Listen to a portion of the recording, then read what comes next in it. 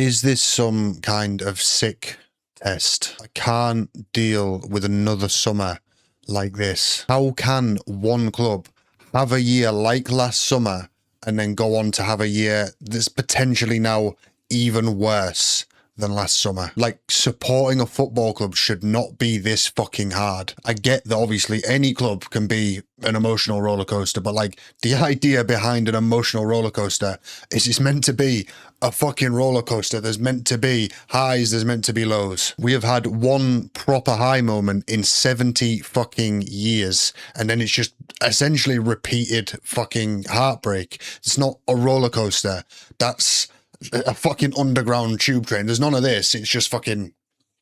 Like, I'm trying to think of a genuine real life metaphor of what supporting this club is like, but there is nothing. There is nothing that you ever do in life that repeatedly ruins your week over and over and over and over again, and you continue doing it. Like, at this point, genuinely, taking up crack cocaine has more highs than supporting this club. Like, I don't know what is more irresponsible at this point for my future kids, giving them a Newcastle shirt or giving them a fucking crack pipe. I suppose it's character building. That's it. That's the only thing I can say. Judge the window in September. They said, no, fuck off. I'm not putting myself through that again.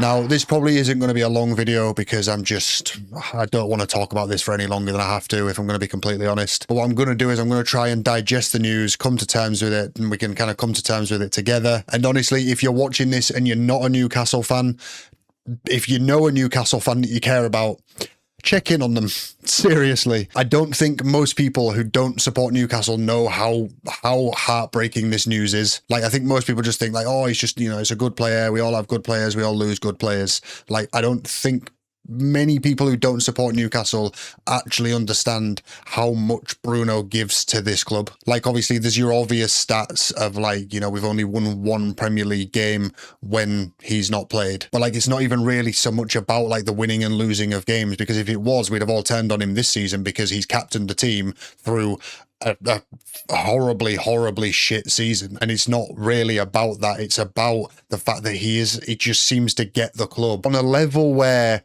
I can't think of many players in my lifetime that have at all, to be honest. I think probably since Shearer, to be honest, there hasn't been someone at the club who's got it, just got the fans and got everything about the club to the level that Bruno has. Like, it feels just like he is almost like an embodiment of the spirit of the fans on the pitch. But anyway, nevertheless, let's just try and digest this anyway. We're not going to bury our head in the sands and pretend this isn't happening. Like, you know, it is. It's all over basically every reputable media thing that there is. So we're just going to look at everything that's sort of been said about it and go from there. So there's people trying to claim that this is just Bruno's agent and, you know, just like tactics to try and get a new contract. It isn't that. Bruno, like, it's said that Bruno is keen on a move to Arsenal, and that is the case. Bruno is keen on a move to Arsenal. I'm obviously not saying this from a perspective of being like an in the know or anything like that. It's simply the fact that agents don't act on the behalf of players, especially in a situation like this,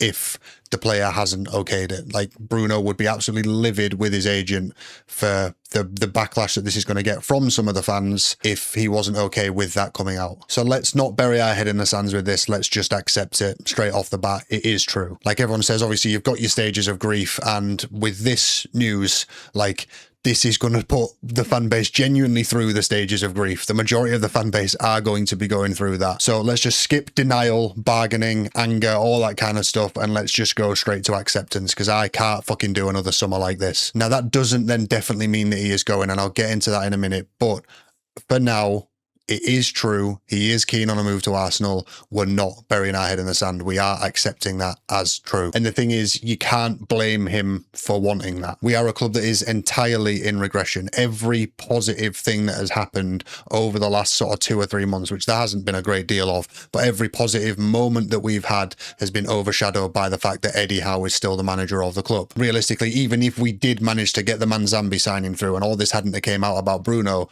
if you look at like my comment section, if you look all over most social medias, the majority of the fan base, as much as things are positive here and there, there's still plenty of people that are just like, still not really that optimistic going into next season. And even if we had assigned, as I said, Manzambi, kept Bruno, people still wouldn't really have been that optimistic going into next season. So then with that in mind, why would he want to stay here? Like, he sees it as most of the fans do.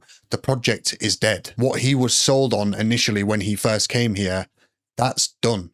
It's just gone. And I think to anyone with a set of eyes, there was a clear chance to intervene to try and put it back on track towards the end of last season.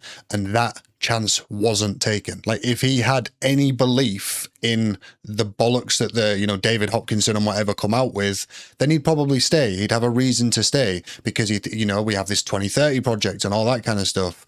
He would, he's only 28. So by 2030, he would still be able to finish out his career. And apparently by the end of his career, be competing for the top level trophies. He clearly doesn't have faith in the fact that that's going to happen. And why would he have faith in the fact that that's going to happen? Because from what we've seen from David Hopkinson, the man who said this, he chats a load of bollocks. Because as I said, towards the end of last season, there was a chance to intervene and do something to potentially put the project back on track. David Hopkinson said 7 games out from the end of the season, he said he expects a good end to the season.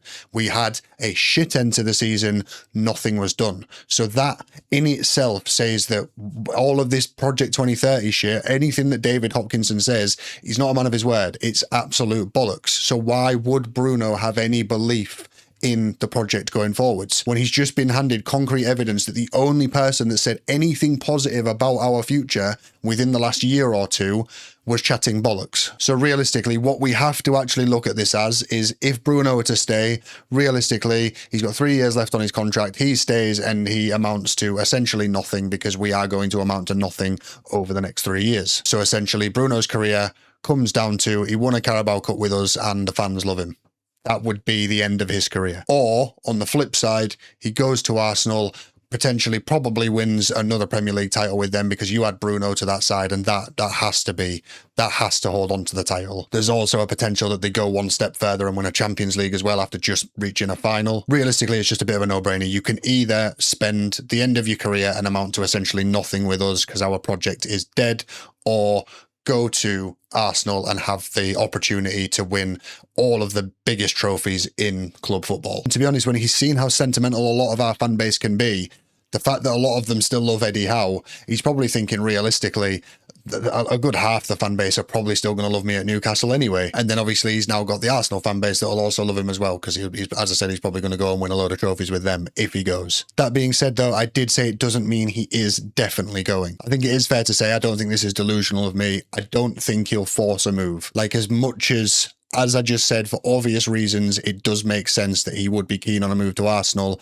I do still believe that he has enough respect for this club, for the fan base, for everything to do with the club, that I don't think he would force a move. That is providing the fan base don't lose their heads off the back of this news and start calling for his head. You've got to remember that Bruno is a very emotional guy who has clapped back at the fans once on social media, but like, we can't begrudge that emotionalness from him, because that's also what makes him into the player that he was and what made him into the player that we loved. But when you've got certain fans with a platform who, like, the news within hours of the news coming out are telling Bruno to get the fuck out of their club, like, what the fuck are you doing? At the moment, as things stand, first of all, there's been no bid or anything like that. Second of all, Arsenal are apparently talking about coming in at £60 million.